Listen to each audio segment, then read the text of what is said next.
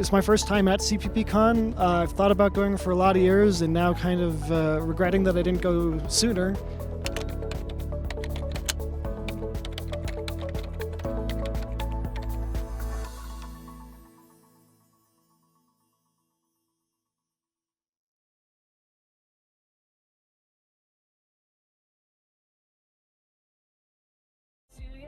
Thank you so much for coming to my talk. My name is Timur Doumler, also known as Timur Audio on Twitter. I gotta say, it's so great to be speaking to a room with real people again. This is really, really great. Thank you so much, CppCon, for making this possible, making this happen, and having me here. It's really great. Thank you so much. So my name is Timur, and literally last week I got a new job. I'm back at JetBrains. I am now developer advocate. So if you have any questions or want to talk about C-Line or their other C++ tools, please come and find me. The other thing that I do is I make music production software, and this is kind of where the motivation for this talk came from. It's called real-time programming with the standard library, although I should say that real-time should really be in quotes, and we're going to talk later about why that is. Or actually, we're going to talk about it now. Let's talk about what do we mean by real-time. And the other phrase or word that often is mentioned in that context is low latency. So what does real-time have to do with low latency?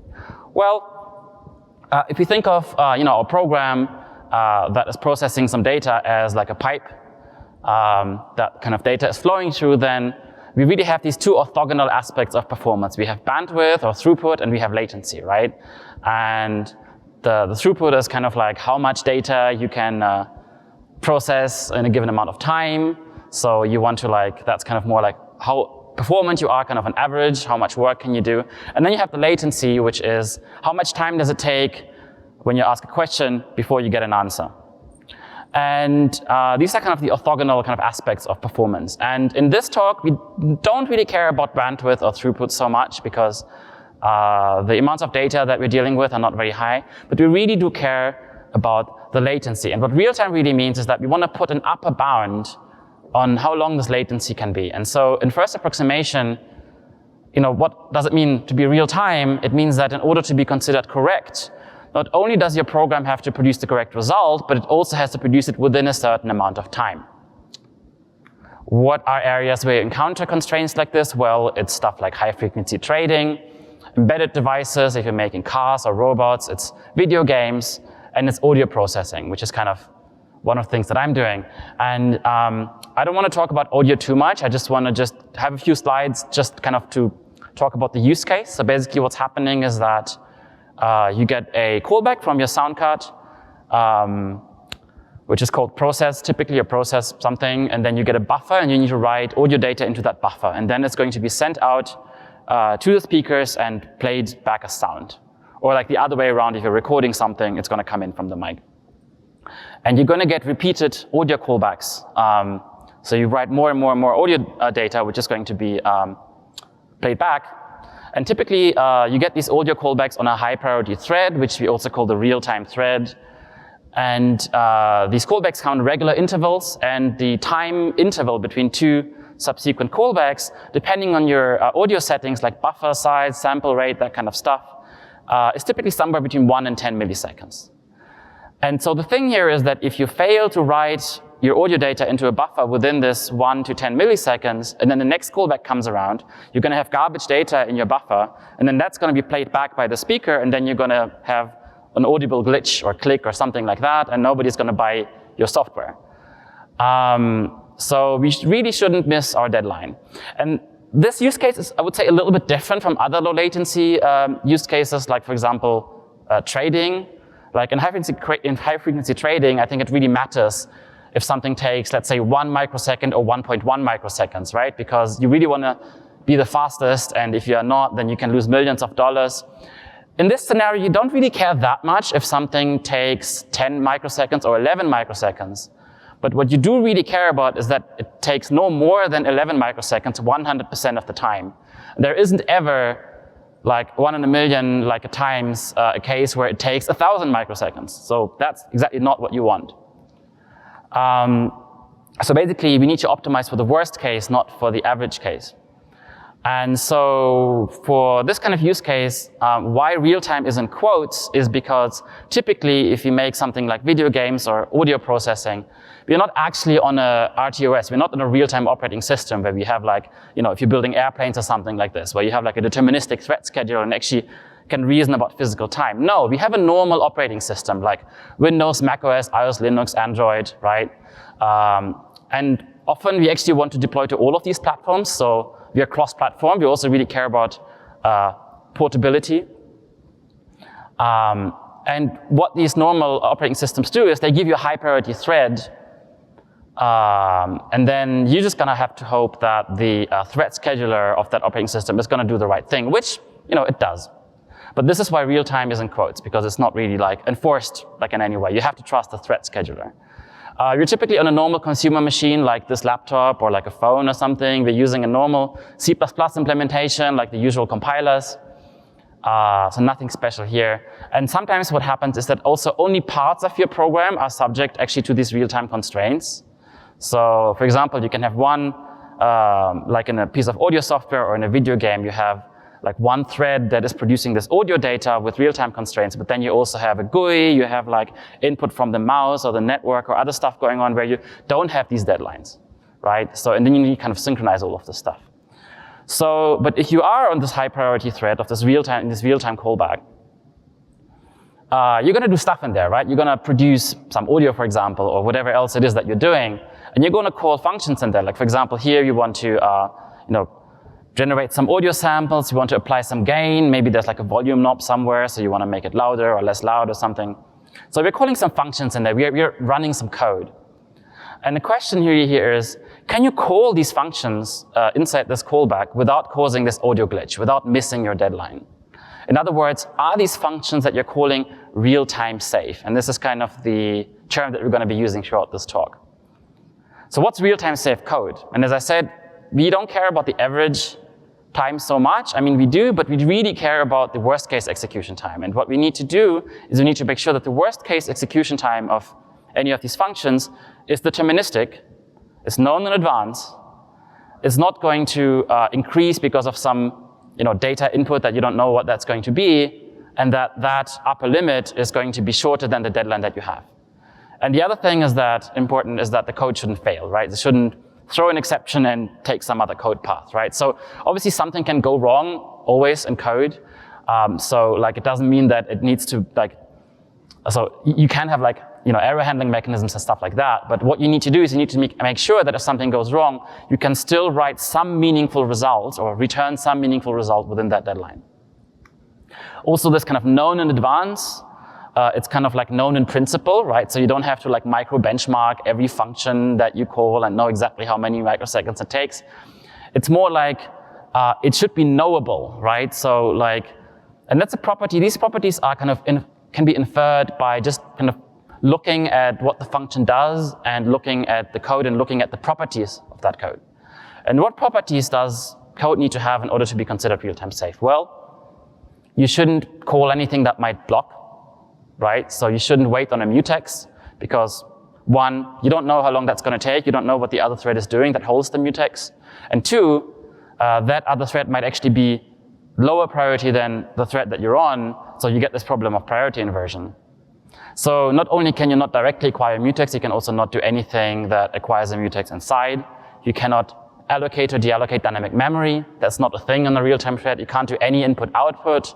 You can't interact with the thread scheduler. You can't really do any system calls because you don't know what's going to happen there. You can't actually really call any third-party code if you don't know exactly what's going to happen there and you don't know that this is not going to try to acquire a mutex, is not going to do any stuff that has non-deterministic execution time.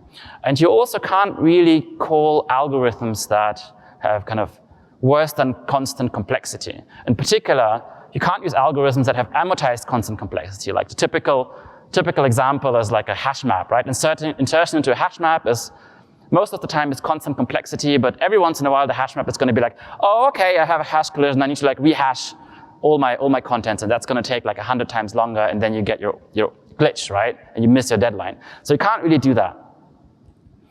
Now, you might, depending on what other talks you've seen this week, you might say, this Sounds a little bit familiar. Is this the same as freestanding C++? Or like the other word for it is kind of hosted and non-hosting implementation, which has been touched upon several times this week, which is basically this kind of idea of a C++ running on like a bare metal embedded system or something. So there is this notion of non-hosted implementation in the standard, and there actually have been quite a few proposals by Ben Craig. There's a lot of work being done on this to define what subset of the C++ language that is, what subset of the C++ language is kind of okay for these like freestanding systems. Turns out it's not quite the same subset of the language. And I can draw this kind of little Venn diagram. So yes, there is kind of an overlap. So in both cases, you don't want to use locks, or you don't have locks. You don't want to allocate, deallocate dynamic memory, do I/O, do exceptions, that kind of stuff. But it's still like not quite the same, right? So on a bare metal system, often you don't have floating point numbers. You don't have a heap. Like if you want to do real-time safe code on like a kind of desktop system or on a phone, you do have these things. On the other hand, you do have this kind of deadline thing. So you can't call algorithms which are like amortized or linear or worse than that. And the biggest difference between these two is basically that on freestanding, you're saying these things do not exist. We are on a system that doesn't have these things. Whereas if you're doing real-time kind of applications like games or audio, you're saying, well, these things do exist because we're just on a normal C++ implementation, but you're just not supposed to use them like on the processing thread, for example, if you don't want to miss your deadline, right? So it's not quite the same thing. And so there are a bunch of talks already out there about how to like program in this style if you consider this like blue circle in the Venn diagram. So I'm not going to talk too much about like this general thing. What I'm going to talk about specifically is the C++ standard library, the way it comes out of the box with your C++ compiler. And what subset of the C++ standard library is in this set of kind of real-time safe code. So in other words, what parts of the C++ standard library are real-time safe with this definition of real-time safe in quotes that we have earlier. And obviously we won't go through every function and every class in the standard library because we don't have that much time. But I will mention a few like particularly common or particularly interesting cases, and more importantly, I'll tell you how to squint at the C++ standard, like the specification, in such a way that you can actually figure out on your own which bits are real-time safe and which are not. And that's kind of really the goal of the talk. So let's talk about the standard. Well, turns out the C++ standard says nothing about execution time, right? It says in some places stuff about complexity of an algorithm, but it doesn't say anywhere, well, this function is going to like take that much time or something like that. That's not a thing that the standard does. The C++ standard also doesn't really say anywhere, the function f in the standard library doesn't allocate memory. You don't really, you may find this maybe in one or two places, but it's not really a thing that the standard talks about very much when it talks about library functions. What you kind of have to do is you have to infer from the specifications that allocations are not needed in order to implement this, right?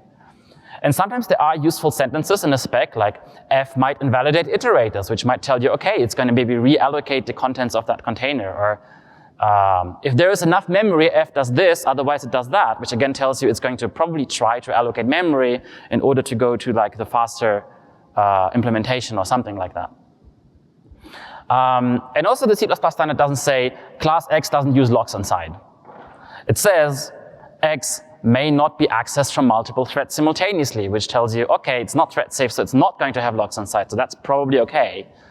Or the standard might say, X may not introduce data races, and then you know, okay, there's probably going to be locks in there. So using the standard library for real-time safe code isn't really an exact science, right? So we kind of have to rely on the quality of implementation, that the implementation is not going to do something that's not required. It's not going to do something worse. It's not going to like allocate memory where it's just not needed.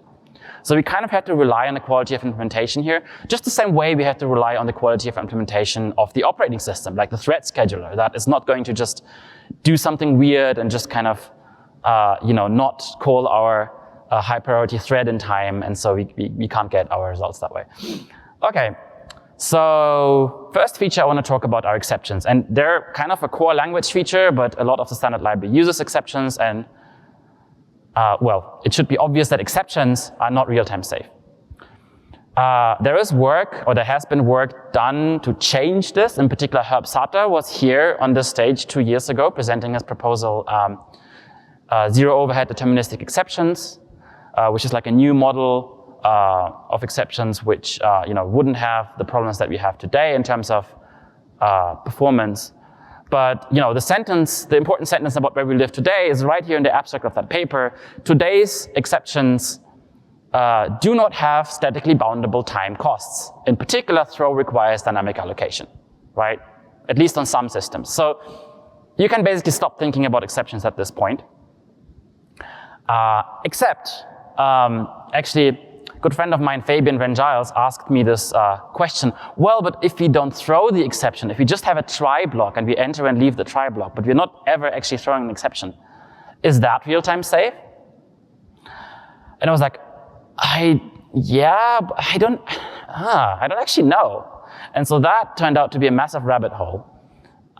So it turns out this, basically you need to think about like how exceptions are implemented under the hood. And that depends on the ABI. Turns out in order to do exceptions, you need some information, right? You need like information how to unwind the stack and deal with the exception and stuff like that. And there are basically two ways you can do this. You can generate all this information upfront, like at compile time, and store it like in a static table, which is going to increase your binary size.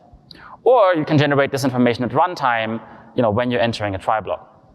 And so those are really the kind of two models, like greatly oversimplified. And the first model is also called the zero-cost exception model. And that's actually followed by pretty much every platform or most platforms you care about. So GCC Clang, Windows 64-bit, ARM, both 32-bit and 64-bit. And the idea here is that, yes, you have this information kind of in the binary, so it's going to increase binary size. But when you enter a try block, you don't have to do any work if you're not throwing an exception. So it's going to be expensive to throw the exception, but if you never ever throw an exception, you're not paying any performance cost for that. This is kind of the idea. It's like, if you want to be pedantic, it's of course not quite like that, because if you benchmark this kind of stuff, what do you compare it to? Do you compare it to like not having an error handling mechanism? Do you compare it to like returning error codes? And also the kind of sad path, like the code for that is still there, so it might interfere with optimization. So, but like overall, I would say it's fair to say that there's pretty much no runtime overhead on these platforms, or no practically relevant runtime overhead in most cases, if you're not ever throwing the exception, so that's fine. Microsoft Windows 32-bit is different. That's going to create a bunch of code at runtime, even if you just enter a try block. So it's going to like emit a bunch of instructions. It's going to write some like thread local data into some weird places in memory. So you're paying a measurable, significant runtime cost just for entering and leaving a try block, even if you're not throwing an exception. But if you look at what's happening there, it's all kind of thread local data. It's not anything like dynamic memory allocations or stuff like that. So yes, on this particular platform, you are paying a performance cost, but there's nothing in there, as far as I can see, that's not real-time safe. So there's no allocations or anything like that. Sorry, could you please go to the mic if you have a question? Otherwise, it's not going to be on the video. I'm sorry, could you please use the mic if you have a question?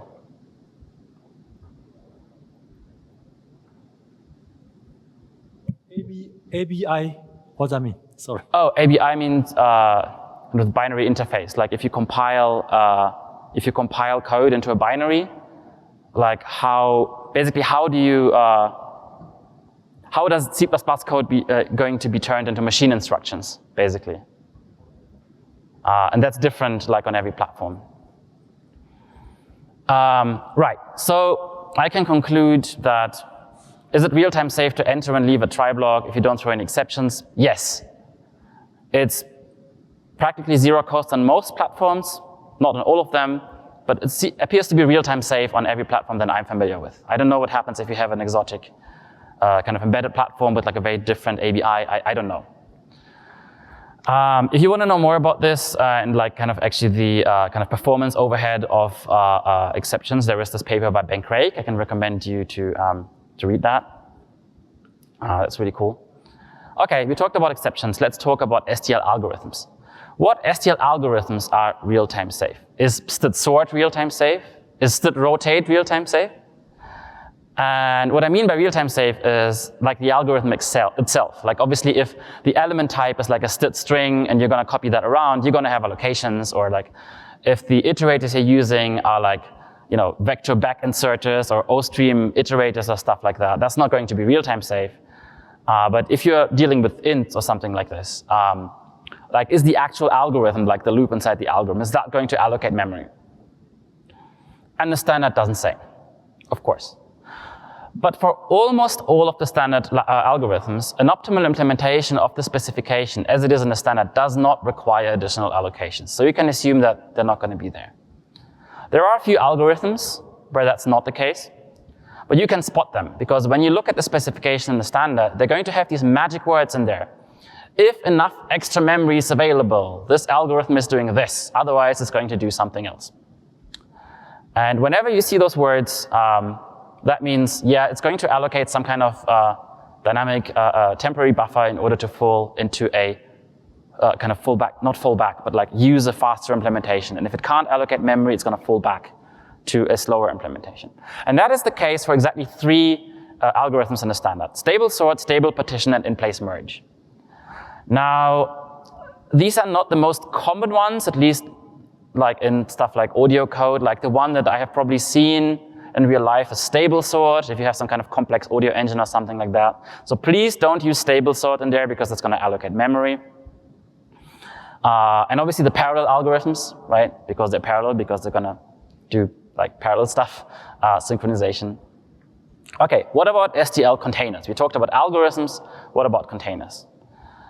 Std array obviously is on the stack, so that's real-time safe. That's kind of the best, most efficient thing you can do. All the other STL containers use dynamic memory.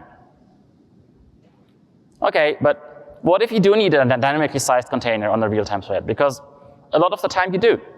So one thing that I have seen in practice quite a few times is this kind of stuff. It's called a variable length array. Basically, it's a C array with a runtime size, and you can do that in C. And you can do that in C++ on GCC and Clang. And I've seen a lot of like audio DSP engineers do that. But it turns out it doesn't compile on Windows because it's not actually standard C++. That's not part of the C++ language. In C++, array size needs to be static, so that's not going to compile. And actually, I once had a code base where like a bunch of audio algorithms, and it was full of VLAs. And even though the developer was saying, yeah, it's all portable. So I had to actually go in and replace every VLA manually with like a different data structure, which was a pain in the neck. So very painful in order to port it to Windows. So that's not great. What else could we do? We could use STL containers with custom allocators, right? We can do that. The standard allows us to do that. All right. What allocators are going to use? Well, there are a bunch of kind of general purpose allocators out there, like tcmalloc, rpmalloc, and others. Turns out they're not really real-time safe because that's not what they're made for. They're made to make allocations cheaper on average, right? Like if you, for example, run a web server and you have to handle requests, right, and you have to allocate memory, then you really care about the average case. You want allocations to be faster. But we care about the worst case, right? So these things, they're typically not constant time to allocate memory. They typically are multi-threaded, so you have blocks inside. And they all eventually go to the operating system to actually request more dynamic memory. So that is not something we can do on a real-time thread. What we need, if you want to do a real-time safe allocator, is we need an allocator that allocates memory in constant time, just single-threaded, so we don't have any locks in there or anything, and that only uses memory that we allocated upfront, because you can't actually allocate any new dynamic memory like in this like processing thread, right? Turns out we do actually have not one but several such allocators in the C++ standard library, which is great. So we have this thing called std_PMR monotonic buffer resource, and that's really cool. So let's say you have some memory kind of allocated up front, like here it's just like a block of memory on the stack, like stack memory. So you pass this to monotonic buffer resource, and what it's going to do, it's basically going to like take this block, and whenever you want to allocate memory, it's going to like give you a chunk from that block and advance the head pointer, right? And then deallocation is basically doing nothing. And then once it hit the end of that pre-allocated buffer, it's going to fall back to the upstream allocator, which is the third constructor argument here. So then you can give it an allocator to go to request more memory. And what we do here is we give it this other allocator, which is in the standard library, which is called the null memory resource, which is not ever going to allocate anything, but whenever you like try to allocate memory with that, it's just going to throw back alloc and say nope. And that is real-time safe, right? And it's not only real-time safe, but it's also really cache-friendly because it's basically one block of memory. So that's really interesting. I mean, this wasn't really actually designed for like real-time stuff because like it's designed to kind of just make allocations kind of faster. But if you combine it with like null memory resource, we can use it in that way. And that is we got a working real-time safe allocator, which is great.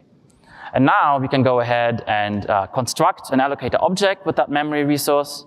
And then we can construct our PMR vector with that allocator, give it that allocator. And now we have a real-time safe vector, which is great. And that's kind of cool. I actually double-checked with Pablo Halpan, who is the author of CppCon, who is here at the conference, to make sure I got it right. And he confirmed, yes, this is good. And there's actually one thing which is even better. We have a third allocator in a standard library, which is the CppCon unsynchronized pool resource, which is a little bit of a more complex thing. So basically the idea is that you have a pool. It has these pools of memory that it manages, and it has one pool for every kind of allocation size. And the pools have chunks, and the chunks have blocks. And then when you request memory, it's going to go to the pool. It's going to, allocate a new chunk, and it's going to give you a block from that chunk. And so that's has some overhead in space compared to like the simple monotonic buffer resource because you have to do some bookkeeping. But it's still pretty lightweight. It still is kind of constant time allocation if you implement it right, except when you need to allocate a new chunk. And then, the unsynchronized pool resource again has an upstream iterator which it goes to if it actually needs more memory, if it actually needs to allocate a new chunk. And so what you do here is, in order to basically avoid going to the operating system, you give it the monotonic buffer resource as the upstream operator, as the upstream allocator, sorry. So now you have this unsynchronized pool resource, which as its upstream iterator uses the monotonic buffer resource, which is handling pre-allocated memory, which then itself, as its upstream iterator, uses the null memory resource. And now you have a really cool kind of single-threaded, real-time safe, very cache-friendly allocator, which is not actually going to allocate any memory, like at runtime, but it's going to manage this like pre-allocated chunk of memory in this really cool way. And if you use the pool, then also you get deallocations, right? So it's not just like, okay, we're out of memory, we're done. So it can also recycle these chunks, right? And it has stuff for that. So yeah, as I said, we're using the monotonic buffer resource here as the fallback for the unsynchronized pool resource, and then we use the null memory resource as the fallback from that. But okay, so that's really cool, and that's real-time safe. But if you just want a real-time safe vector, even like PMR vector with the monotonic buffer resource is a little bit of overkill, I would say. It's a little bit of a waste of time and memory. You can use something more efficient. You can use a static vector. What a static vector is basically a vector which just which has a fixed capacity. The capacity is fixed at runtime, at compile time, and then it just manages all the data on the stack within itself. So it's smaller, because everything is just kind of on the stack in one block of memory. It's faster. You don't have this kind of indirection. There's no need to construct an allocator object outside of that vector, which gets kind of weird because vector has value semantics. The allocator has kind of reference semantics. It's just like outside object, so you get weird. It gets a bit weird. So turns out you don't need to do anything. We saw a talk this week by David Stone how to do this correctly. Implementing static vector, great talk, recommend you check it out. And There's also a proposal to get static vector into the standard library, so I really hope that we will get it eventually. At the moment, it's not in the standard, so you have to roll your own, or you have to use a third-party implementation. Okay, so this is the state, and the same if you're using other containers like map or set. Obviously, you could construct a map with this like real-time safe allocator thing, but also there's things like flat map, which is kind of probably a better idea. Okay, we talked about containers. Let's talk about other utilities that we have in the standard. Which of those are real-time safe? Well, obviously we have std pair and std tuple. They're both on the stack, so they're obviously real-time safe. We have std optional, which is just a value and a bool essentially on the stack. So that is also real-time safe. And we have std variant, which is under the hood basically just a union on the stack. So this is also real-time safe, except that variant actually is really, really interesting because it depends on how you specify it, whether it's real-time safe or not. So it turns out std variant actually is real-time safe, whereas boost variant is not. And that is due to a subtle difference in the way they're specified. Let me talk about this a little bit because I think this is interesting. This is the kind of stuff that you need to like be aware of when you try to figure out if something's real-time safe or not. So let's say we have this weird class that throws an exception when you construct it, right? It's just a toy example here. Now we have a variant of an int at this weird kind of object. You write an int into it, so now the variant holds an int, everything's fine. And now the next thing that you do is you try to put one of those thingies into the variant that throw when you try to do that. So now the constructor of that object has failed, right? What value does the does the variant now hold? Does anyone know? Yeah, you know the standard, good stuff. So the problem with the boost implementation is that the boost variant has what we call the strong exception guarantee, like vector pushback has the same thing. Like if something like this goes wrong, it's going to guarantee you that it's going to roll back to the state it had before, right? So it's going to basically still hold an int. So that's what the boost variant gives you. But in order to implement that, you need to back up the old value before you write the new value, and then so you can restore it if something goes wrong. And the way boost does this backup is by allocating a temporary buffer on the heap, which is not real-time safe. Luckily, the standard variant is defined in a different way. It doesn't have the strong exception guarantee. So if writing this other kind of object into the variant fails, it's not going to roll back to the int, which means it doesn't have to back it up, which means it doesn't have to have a temporary buffer, which means it doesn't have to do an allocation, which means it's real-time safe, right? It's just going to be valueless by exception. In this case, it's just going to have this special value, ooh, something went wrong. So by providing fewer guarantees, you can squeeze out more performance. And this is something that you encounter a lot with utilities like this. Okay, so we talked about variant. What about other utilities in the standard library? Everything that's using type erasure is not real-time safe because that's typically going to store its content on the heap, so it's going to do dynamic memory allocations. So std_any stores the underlying object on the heap. You might get like a small object optimization, but you don't know how much that is. It's not portable, it's not part of the spec. So you can't really rely on that if you're cross-platform. Std function, same thing. It's going to allocate memory on the heap. It's not real-time safe. Std function actually was supposed to be allocator aware, but that never really worked. And so in C++17, the community just removed that again. So now it's not having allocator support anymore. There is a proposal somewhere for a class called inPlace function, which basically is to std function what static vector is to std vector. So that's pretty cool, but it's not in the standard. All right. We're talking about functions. Let's talk about other types of functions. Let's talk about lambdas. And so lambdas are not really a library feature, right? They're a language feature. But I kind of want to mention them because I want to dispel a myth here, which I heard several times, at least in the audio community. People were saying that lambdas somehow are allocated dynamically on the heap. So that's not true. Like the standard says what happens when you create a lambda, and the lambda is on the stack.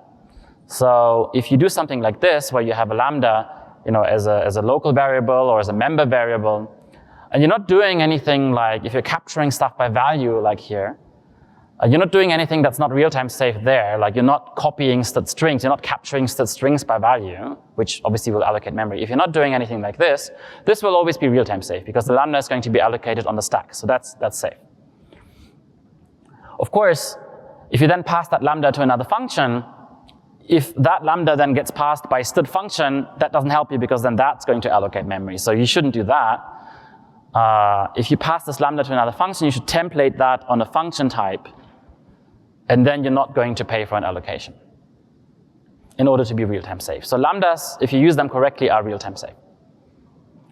And we have another type of function in the standard library as of C++20. We have coroutines.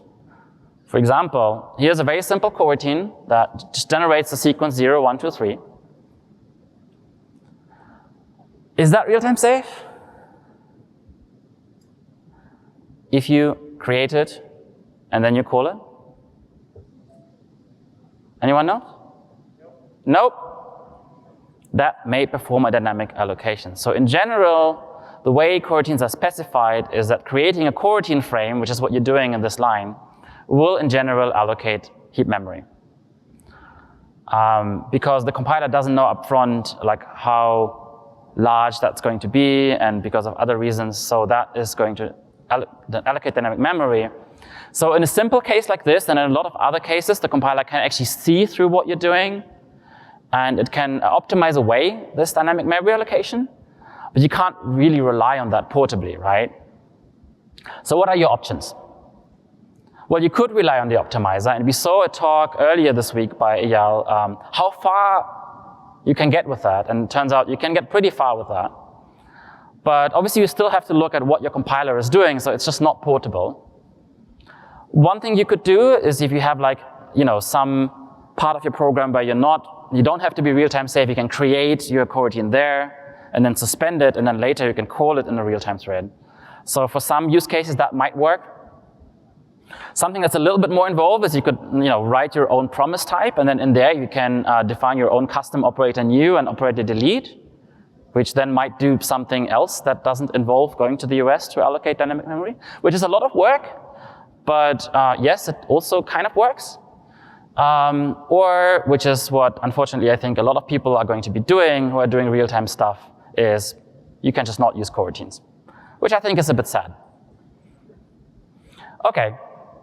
What else do we have in the standard library? You have a huge library with synchronization primitives and synchronization tools, right? So since C++11, we had mutexes, we had locks. Now since C++20, we have more stuff. We have semaphores, latches, barriers. We have all kinds of great stuff. Turns out, none of this stuff is portably real-time safe, because in general, all of these things will in some way or another interact with the thread scheduler, or interact with the system, and so you can't use them. Not portably anyway. And I still see people do that. For example, this is a particular pattern that I have seen in audio code in production quite a few times, where people are saying, well, we can't lock a mutex, that's not real-time safe, but we can do try to lock, right? That's not gonna block. And if we succeed, if we acquire the mutex, we can do our processing. And if we fail, it's not going to wait, it's just going to immediately return false, so then we can fall back to some kind of fallback strategy. We can just write like zeros into the buffer, which is going to produce silence, something like that. And it turns out, yes, the call to try to lock is real-time safe, but you have a problem once you get to this closing brace. So if you acquire the mutex, and then another thread might wait on it, and then you get to this closing brace in your real-time thread, you gotta wake up the other thread, right? And that might be efficient on some platforms, and there was like recently a discussion by some Linux kernel experts whether this is fine or not in this particular operating system, which they kind of disagreed upon. But it's definitely not portably real-time safe to do this kind of stuff. And that's kind of really the end of the story. So C++ only really has exactly one synchronization primitive in the language, which is real-time safe. Only one mechanism to synchronize threads, and that's std atomic. That's all we have. You can use std atomic on its own. If you want to share values between threads, like for single values, you can use std atomic as a primitive to build log-free structures, which is very, very powerful, which we use a lot in this kind of stuff, like log-free queues to get data in and out of the real-time thread. You can use std atomic to build a spin lock. You can also use, so I have a whole talk actually that I did last year at the Audio Developer Conference about how to build like an efficient spin lock, which isn't just spinning all the time and burning your CPU. So you can do a lot of stuff there. You gotta make sure it's lock-free though, because atomic isn't the same as lock-free. Atomic just means there's no data race. If you have an atomic of int or bool or something like that on modern systems, you know there are instructions on that CPU for that, which are going to like atomic load and store and compare exchange. So that's going to be lock-free. But what happens if you have an atomic of a slightly bigger data type? For example, you might want to do atomic of complex double, right? Complex numbers are very useful for many numeric algorithms. Is this going to be real-time safe? Well, turns out it really depends on whether your architecture has native CPU instructions for atomic load, store, and compare exchange for this size of variable.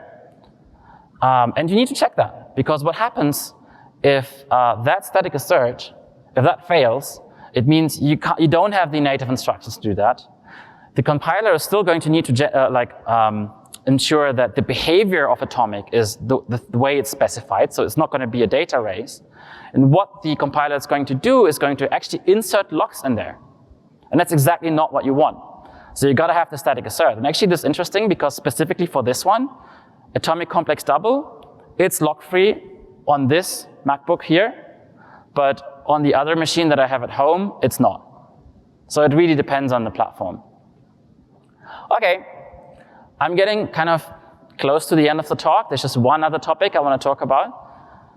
It's one kind of thing that you also might want to do if you're churning numbers, which is generating random numbers. So that's a good topic. So one thing that you need to do a lot if you're doing audio processing, for example, is you need to generate noise. I think that's also quite common in other domains. You basically need to generate a bunch of numbers, like floating point numbers between 0 and 1. I think that's a pretty common use case. And by far the most common implementation that I see out in the wild is this. So there's a bug here. Does anyone know what the bug is? The bug is, this can actually return 1, right? We said it's a semi-open interval, but this can actually return 1. So it's wrong, but that's not the problem. That is a problem, but there is another problem. The other problem is that people are still using stdrand to generate random numbers. And in my opinion, stdrand is completely useless. And it's not because it's a low-quality random number generator, because in audio, we're typically doing something like generating noise or like humanizing some quantized like events or something like this. So we're not doing cryptography. We don't really care about the quality of the random number generator so much. But even then, stdrand is a terrible idea for at least 2 other reasons. Let's look at how it's specified in the standard. So first of all, it says it's not portable, which means even if you seed it with the same number, it's going to generate different sequences on different platforms, which is, makes it a lot harder to write unit tests, for example. But then there's this thing here, which is a lot worse. It says it is implementation defined whether the rand function may introduce data races. And this is exactly the stuff that you really got to look out for when you read the standard and try to figure out if anything's real-time safe. Because what that means, in other words, is that this function can contain locks inside. And any library facility that is doing this kind of stuff is definitely not real-time safe. So you can't do that. Okay, what else do we have in the language? We do have a modern random library. So we do have 3 other engines, random number generating engines in the standard. We have these 3. Are these real-time safe? Let's look at the standard. It says that generating a random number with a standard compliant random number engine has amortized constant complexity. So it's kind of like, okay, can't do that. Why? I was kind of a bit curious. I'm not an expert on random number generation, so I went to Twitter, which is what I do a lot when I don't know something. And yeah, so it turns out basically for the Mezen twistor specifically, which is like probably the most popular one, it has this like massive internal state. And most of the time, it's just going to give you more and more and more numbers. But every once in a while, it's going to say, OK, now I'm going to recompute my whole internal state. And that's going to take a while. So you don't want that. OK, we have two other engines in the standard library. Specifically, we have this one, which is kind of linear congruential engine, which is supposed to be simple. There's this equation. This is what it does. And that's kind of interesting because the standard says that all of these engines have amortized constant complexity. But if I look at this equation, like it is straightforward to implement this in constant time. So it is probably fine to use. It's probably constant time if you have implemented this properly, even if the standard says it's amortized constant time. So I have used this in production. It's fine. It's not the fastest random number engine. It's pretty fast. It's not the fastest. I had a look. The fastest for this kind of stuff that there is out there seems to be this one. It's XOR shift. So in order to generate a new random number, it's basically just a bit shift and a XOR operation. That's super, super fast. It can also be, fast, very, very fast, like on modern hardware. So in my opinion, this is probably the best random number generation engine for this kind of like real-time stuff. If you don't care about like hardcore cryptographic security. This one is not in the standard. Maybe I should write a proposal to get it into the standard. There are a bunch of third-party implementations out there that you can use. Okay, so let's pretend it were in the standard. Let's say you have an implementation of it that conforms to kind of the interface of the kind of standard random number generation. So let's use this. So we still want to generate our numbers between 0 and 1, right? So how do we do this with a standard random number engine? We wrap it into a uniform real distribution, and we give it kind of our bounds, like 0 and 1, semi-open interval, and then we call that distribution by giving it the random number generator, right? So that's how you generate numbers between 0 and 1 in modern C++. All right, so we call that distribution. What is the cost of this operation? Is this operation constant time?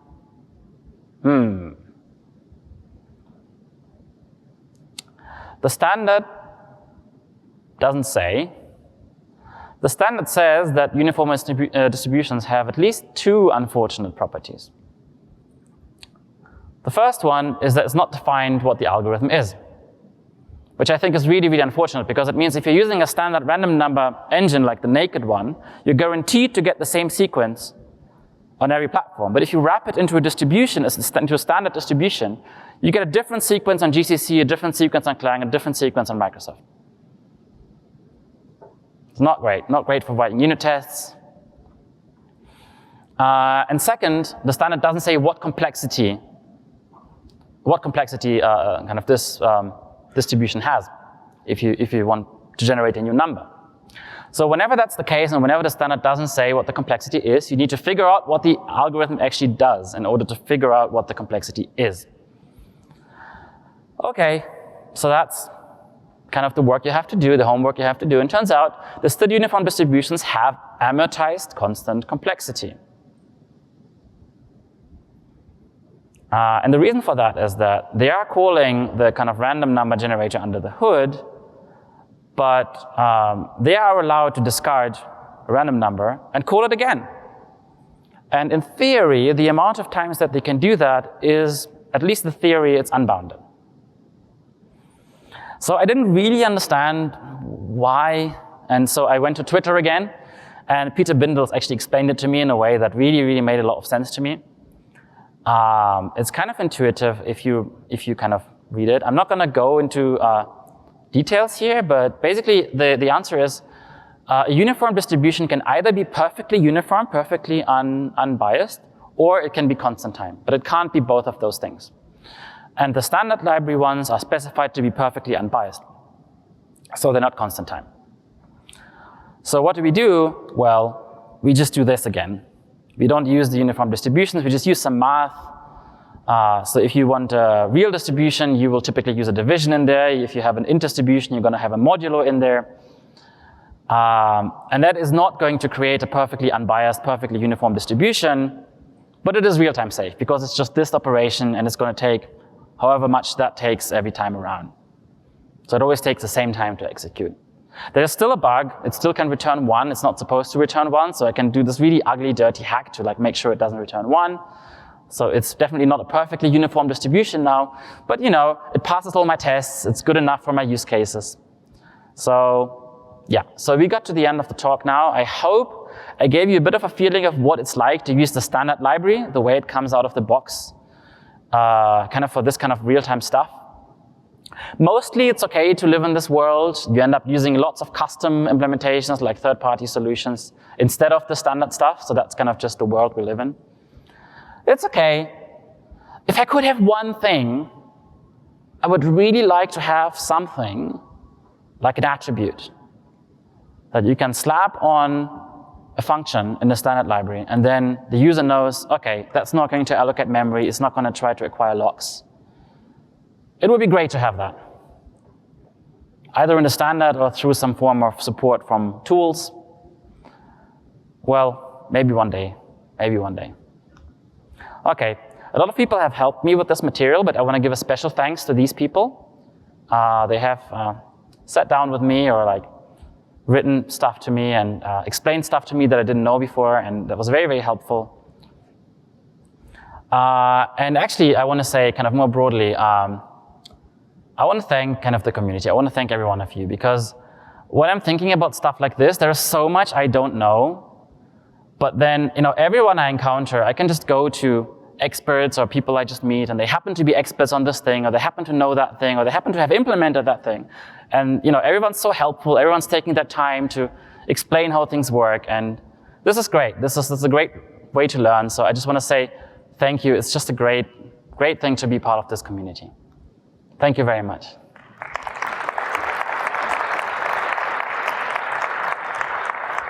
And I believe we have time for questions. Hey, Timur, great talk, thank you. Do you distinguish in general between initialization time and runtime in real-time stuff? Do you do allocation up front? Do you make thread local storage? Magic statics, things like that? What kind of things do you do there? It depends on the use case, I would say. Like, do you want me to talk about like audio specifically, or? So specifically in audio, it's kind of all at runtime. So you have, like if you want to output audio, you want to like say, okay, I want to do this now, like on this audio device with this sample rate, this buffer size or whatever. So you have this like initialization phase. And during this initialization phase, you have like another callback. You have like 3 callbacks. You have a callback. Okay, now you can set up your data, and this is the way you do the work. Now then you get the processing callbacks, and then at the end you get a 3rd callback. Okay, now the device is not there anymore. You can do teardown now, basically. So this is where we do the work. But like for other use cases, you might want to do it at initialization time, or you might even want to do it like at compile time and bake tables and stuff like into the binary, things like that. I think it really depends on the use case.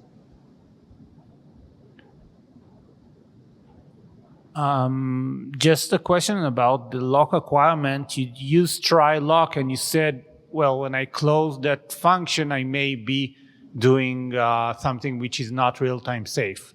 But if I know that all the threads are just using try locks, that means that it is real-time safe. I know that none of them is waiting on the lock. It's just try locking. If you only ever had try locks, yes, but this is typically not the pattern that you end up with. Like you typically have this like real-time thread, which is doing a try lock, and then you have like the GUI thread, for example, which wants to like render something or handle an event that came from somewhere, and then that's going to do a lock, not a try lock, and that's going to be waiting. Yeah, it depends on the use case. It depends on the use case, yes. Real-time threads trying to access a specific frame. So for the typical use cases that I have seen, you always have a try lock here and a lock there, and you just can't do that. That's just not safe. But yeah, there might be other use cases. I agree. It depends on the use case. Thanks for the talk. For the random number generators, have you considered using quasi-random number generators like van der Corput sequences? I am not familiar with those. Maybe we can talk afterwards and you can tell me something about them. Sure, thank you. Hey, great talk, thank you. So you mentioned atomics. Yes. And those are the only facilities that we have for real time. But yes. What about atomic thread fences? They're supposed to be real time as well. I think it depends on how they're implemented, depends on the system, right? It depends on the CPU itself, on the system that we run on, but most of the system are just some assembly operation to do the thread fence, full fence, or partial fence. So some of these things are real-time safe on some platforms. It depends on the platform. Kind of where I'm coming from is I want to write portable software. So I just look at the specification, right? I see, is this guaranteed to be real-time safe on any like desktop or mobile platform I ever want to compile this on? So this is kind of where I'm coming from. But yes, if you are on a specific system where you know what's going on, where you know how these primitives are implemented, you might have more guarantees. Yes. Thanks.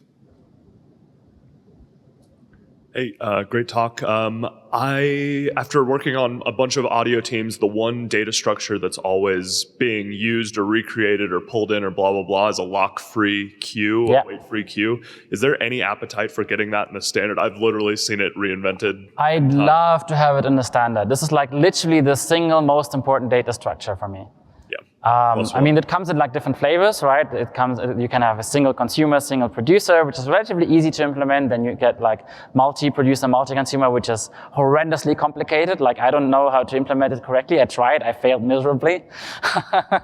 I might give it another shot at some point, but there are implementations out there. But yeah, I'd love to have them in the standard. I think there was a proposal by, I think, Guy Davidson and others like years ago. I looked at it, it wasn't quite the interface that I would have expected. I think they were coming from like slightly different use cases. But yeah, maybe we should pick that up again. The problem with log-free queues though is that they're kind of very, there's a lot of stuff you can do. It kind of also depends on use case, right? So for example, what do you do if the queue is full? And for some use cases, you're like, okay, we're done, it's an error. Or for some use cases, it's like, it's just fine to just drop this. We're just not gonna insert this, it's fine. Or for other use cases, it's like, okay, now I want to start overwriting the old ones, right?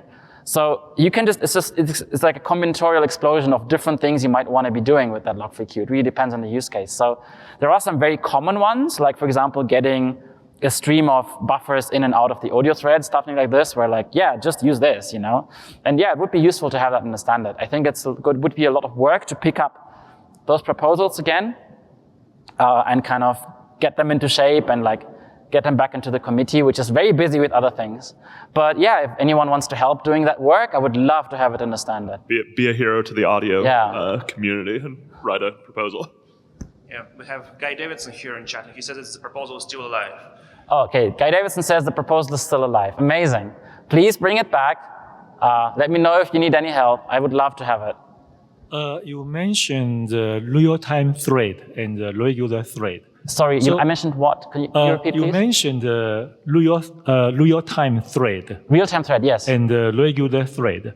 Yes. So in the multi-threaded system, how do you guarantee the real-time thread get the processor time during a quantum or during a window? Can you set the window to say every 1 millisecond, real-time thread always get the CPU? So that, again, depends on the use case and depends on the platform. I believe, I'm not an expert on this, but I believe if you have like a real-time operating system, you can do this kind of stuff. Or you can at least, because you have like a deterministic thread scheduler, you can at least reason about it in a way that kind of you can figure out when it's going to get called. If you are on any kind of desktop or like phone or like anything like that, which is kind of what I'm doing, no. You don't have any hard guarantees because the operating system has a thread scheduler, it's doing something. So the only thing you can do, like either I think on Windows, you create your own thread and you give it like a maximum thread priority. On macOS, you get like a thread from the operating system. Mm-hmm. And then you're just being told, okay, this is high priority thread and the thread scheduler is gonna do its best to like call you in regular intervals. And then it kind of depends on how good that operating system is at doing audio stuff. It works pretty well. This is why we do have, audio software that doesn't glitch, that, is good at playing back audio. But yes, you don't have hard real-time guarantees on, Windows or macOS or Android or anything like that. Yeah. So in the real-time operating system, I used to work on this type of system. We use the timer. We actually use the timer to guarantee every small window. Yeah. Real-time thread always get this. Okay. Yeah. So I have not worked with a real-time operating system myself. So I just, yeah, I have heard that this is what you can do there, but yeah, I work with kind of desktop and mobile. So I just, you know, there you can't really do stuff like that as far as I know. Okay, thanks. Hi, just a comment. I wanted to make people in this space aware of the existence of the LR guarded class in the CopperSpice libguarded library. I was not aware of the LOR guarded class in the CopperSpice library. It provides synchronized access to complex objects, which is lock-free and deterministic time for readers. Cool. Not writers, but for readers. Let's talk more about it. That sounds very, very interesting. I think I'm out of time, so thank you very much for coming to my talk. I hope you enjoyed it, and yeah, let's catch up later.